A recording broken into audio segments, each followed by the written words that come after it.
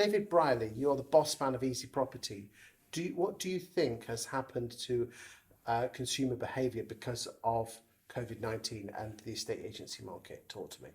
Okay, it's interesting. I think we're still it's still undergoing a metamorphosis. It's changing all the time. But I think the very fact that the high street is very different. People haven't been going to estate agency offices for many years now, and they can transact so easily on their mobile phones, on tablets, sitting on their sofa at home. When they get home from work, if they've been to work, or if they're working from home when they've finished that stint. And they just want things to be a click away from booking an appointment, booking a viewing, booking a valuation. They just don't want it, they don't want complicated. They just want to be able to do it and carry on watching whatever it was on the TV. Do you think estate agents are guilty of trying to make estate agency work for estate agents or not? Absolutely. I think that's I couldn't have put it better myself. So what needs to change? I think they need. And please don't make it a glorified sales pitch for your. No. From my point of view, I think they need to accept that they have to change. They have to use social media. They have to use technology. Technology is what people want. If you want to buy a new tune, you just go onto iTunes or something else and just order it. And you pay your 99p and you've got the track. Track that reminds you of what you were doing 20 years ago.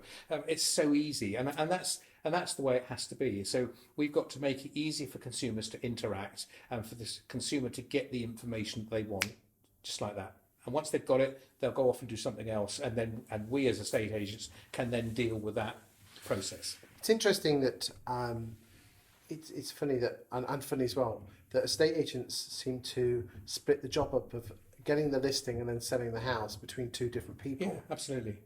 But the relationship is with the lister. Yes. That's how it started. And the lister said, I really like Chris. I want you to sell my house. They don't say, I want you to list my house. They say, I want you to sell my house. And so, but you don't sell it. You give it to next. You give it to who's never met the person, and of course that you might have sat here and you might have talked about the model car or the teapot on the table. How did you get there? And there's been a real you've exchanged sort of personal history, haven't you? You've talked about your kids. You might have a child that's particularly good at sport, or a child that's struggling at school, or any number of things. And you've actually that's been part of the building of the relationship. I mean, I don't know whether you've ever read or heard of the Burning Platform. Nope. It's basically about Nokia, and this new CEO of Nokia came in and he wrote this email to his staff, which is called the Burning Platform, and basically it was written at around about the time that Apple and Android came to the fore, and Nokia had nothing but a phone, and we're in the same situation. Some estate agents are standing on a burning platform and they're doing nothing about. They're not saving themselves. All they're doing, and this is to some extent true of very good listers who become self-employed, is they're just jumping from one burning platform to another and not actually doing anything about it, not changing their behaviour. So if you were going to save yourself, what would you do? You'd jump into the sea if it was a oil rig, because you think, that's probably the lesser of two evils. I could survive that. I'm certainly not going to survive this fire.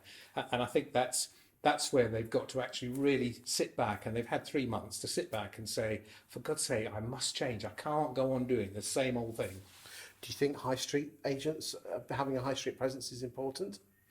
No, I don't. I think if you're in a small country village and you're well known and you're in Rotary or a Round Table, all those other things, golf club, whatever, then probably it does because they see it there. But quite honestly, I think in cities, Manchester, Birmingham, Bristol, in big towns, I really don't think it matters. People aren't going into the towns anymore, and they're going to go even less now because they've all realised they can work from home, so they're not going to commute in.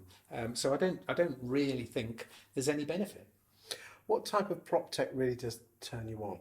That does or doesn't? Does.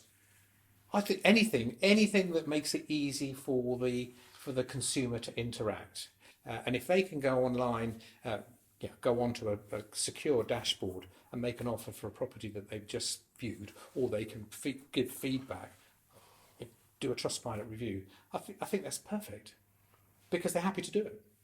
Thank you for your time today.